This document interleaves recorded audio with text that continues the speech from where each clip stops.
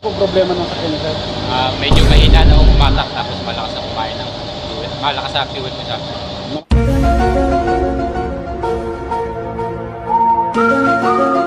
Sir, counting feedback lang po. Ano pong masasabi nyo, sir, sa Magaling ho, PMS magaling. po natin? Malakas na ko yung humatak. Okay na po siya, sir. Okay na ho, maganda ho. Okay Salamat po. po ng marami.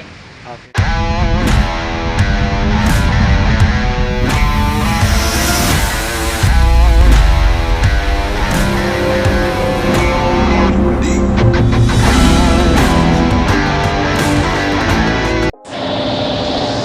So yun guys, ito po, Honda, anong modelo pa ito, sir?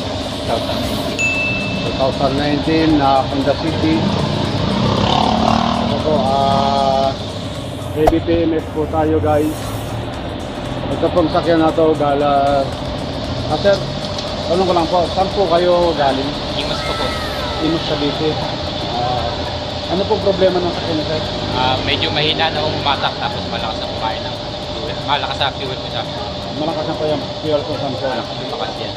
Saka mahina na po siyang umasa. Mahina.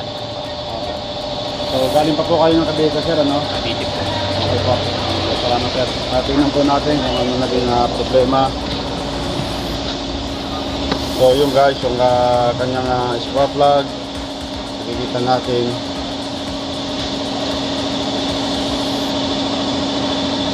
Medyo okay pa naman guys yung kanyang spark plug. Although medyo sunog na siya. Ayan, makikita nyo, carbon na siya. Ayan, A few moments later. Ayan guys, na-complete PMS na po natin yung sasakyan ni sir. Galing po sila ng Cavite.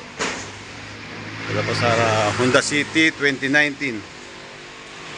So after po natin na test drive, naramdaman po nila sir na ayun, natuwa naman si sir dahil sa pagbabago ng kanilang sasakyan. Sir, counting feedback lang po. Ano pong masasabi nyo sir sa Magaling ho, PMS magaling. po natin? Malakas na ko yung humatak. Okay na po siya sir. Okay na ho, maganda ho. Okay Salamat po. po ng marami. Okay. So, saan pa po kayo galing sir? Imus Cavite po. So, from Imus Cavite, kaninang umaga pa kayo nagbiyahe sir? Kanina pa bumabata.